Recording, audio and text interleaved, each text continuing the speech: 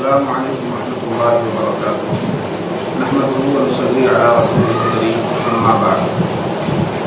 برادران اسلام، دینی بھائی، رمضان کا مبارک مہینہ اپنی تمام تر رحمتوں، برکتوں اور فضیلتوں کے ساتھ ہمارے سامنے جلوہ فکر ہے۔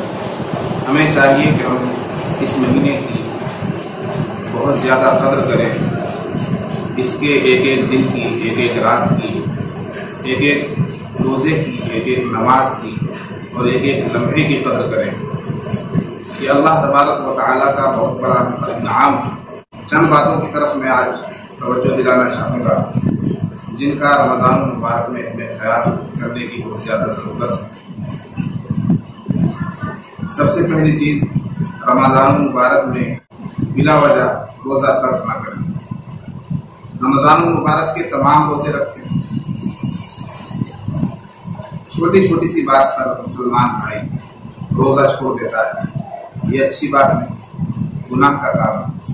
روزہ فرض ہے، روزہ رکھنا فرض ہے۔ بہت سے لوگ اس لیے روزہ چھوڑ دیتے ہیں کہ انہیں بھوک زیادہ لگتی ہے، بہت سے لوگ اس لیے روزہ چھوڑ دیتے ہیں کہ انہیں پیاس زیادہ لگتی ہے، بہت سے لوگ اس لیے روزہ چھوڑ دیتے ہیں کہ روزہ گرمی میں ہے، بڑا روزہ ہے۔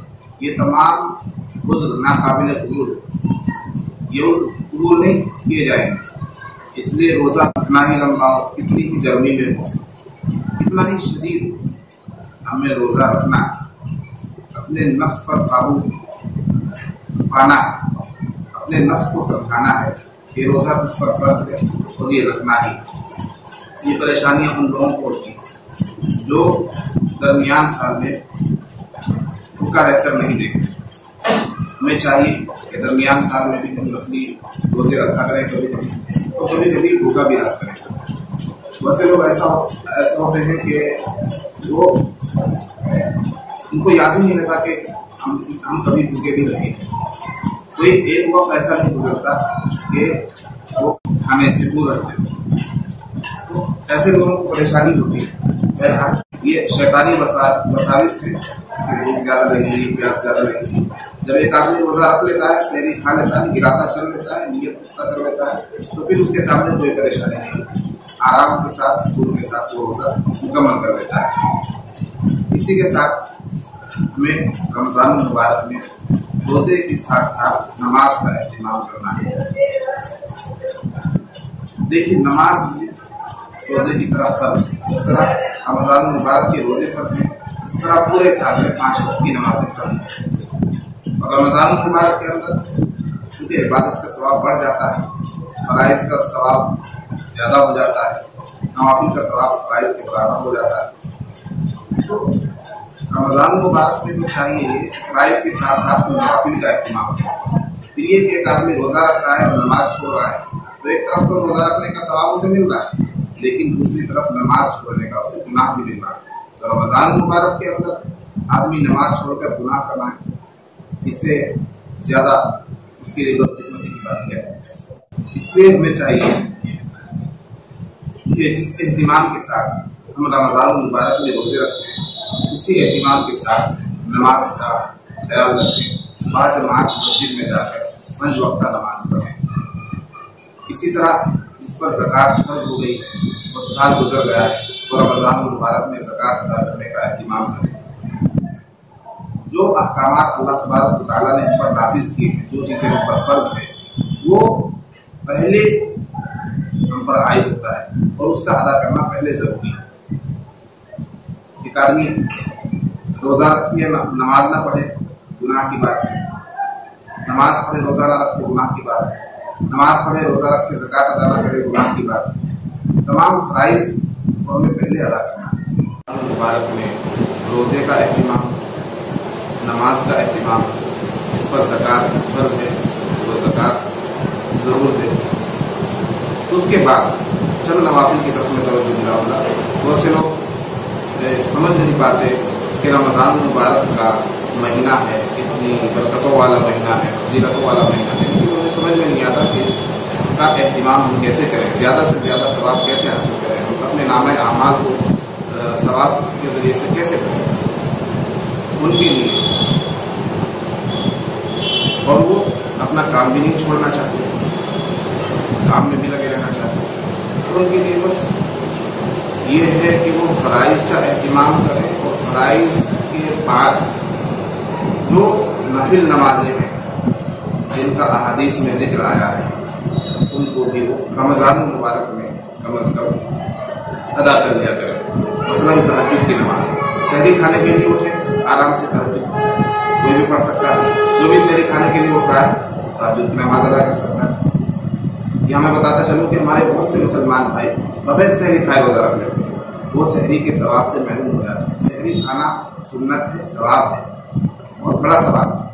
جو بغیر سحری کھائے روزہ رکھ لیتے ہیں ان کا روزہ تو ہو جاتا ہے، لیکن وہ سحری کے ثواب سے محروم رہ جاتے ہیں۔ سحری کھانا ثواب کا کام ہے، اس لیے سحری کے وقت اٹھیے اور سحری کھائیے، اس کے ساتھ ساتھ آپ تہجد بھی پڑھ لیجیے۔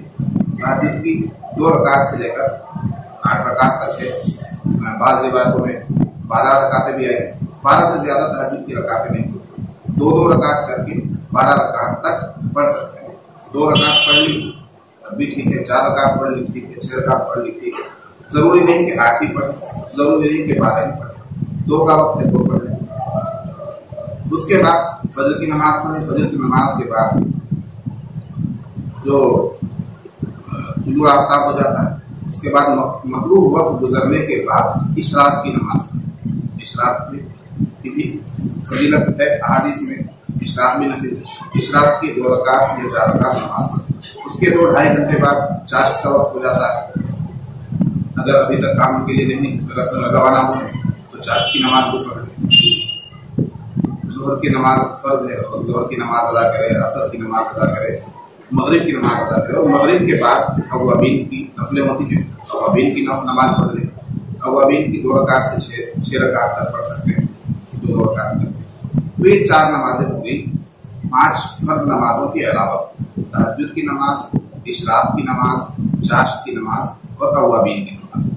تو رمضان المبارک میں آپ کے زائد اعمال کیا ہونے چاہیے؟ فرائض کے علاوہ یہ 4 نمازیں اگر آپ رمضان المبارک میں مستقل طور پر پڑھتے ہیں تو بہت بڑا ذخیرہ ثواب کا آپ کے نامہ اعمال میں جمع ہو جائے گا۔ ان 4 نمازوں کے علاوہ جو لوگ قرآن پاک پڑھنا جانتے ہیں، تلاوت کرنا جانتے ہیں، وہ ضرور بھی ضرور قرآن پاک کی تلاوت کریں۔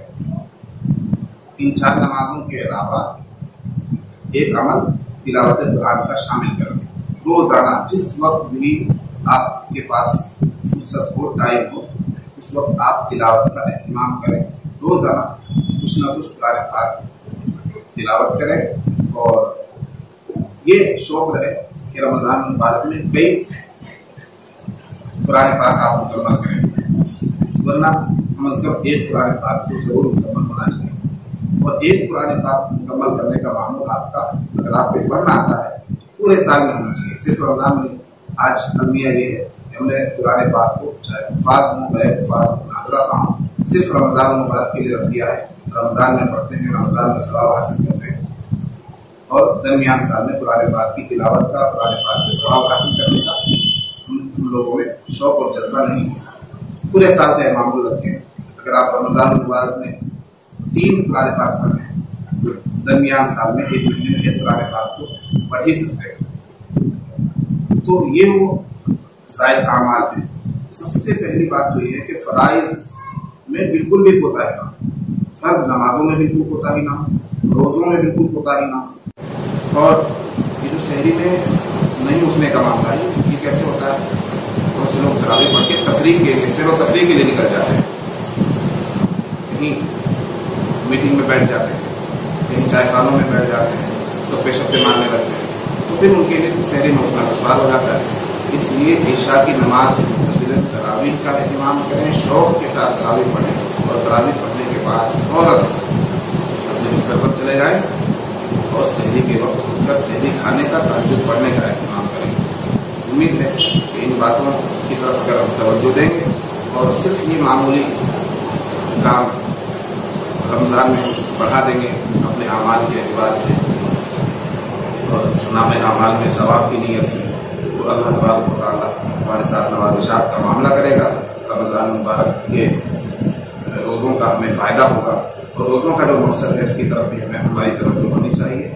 روزہ رکھنے کا اور رمضان مبارک کے آنے کا، اس انعام کے ملنے کا مقصد یہ ہے کہ ہمارے اندر تقویٰ آئے، ہمارے اندر پرہیزگاری آئے، ہم اللہ سے ڈرنے والے بنے، ہم اللہ کے حقوق کو سمجھنے والے بنے، بندوں کے حقوق کو سمجھنے والے بنے، اللہ کے حقوق کو ادا کریں، بندوں کے حقوق کو ادا کریں، تبھی جا کر رمضان مبارک کا مقصد پورا ہو سکتا ہے اور ہمارے اندر تقویٰ و پرہیزگاری آئے گی۔ اللہ تعالیٰ ہم تمام مسلمانوں کے روزوں کو قبول فرمائے اور رمضان مبارک کو ہمارے لیے خیر و برکت کا ذریعہ بنائے۔